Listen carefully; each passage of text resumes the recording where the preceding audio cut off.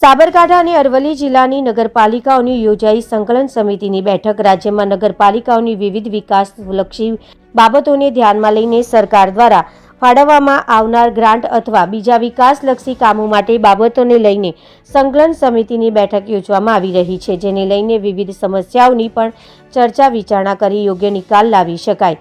પ્રાપ્ત માહિતી મુજબ આવી જ રીતે રાજ્યના સાબરકાંઠા અને અરવલ્લી જિલ્લામાં આવેલ નગરપાલિકાઓની સંકલન સમિતિની બેઠક ગાંધીનગર ઝોન પ્રાદેશિક કમિશનર BM પટેલની અધ્યક્ષતામાં યોજવામાં આવી હતી.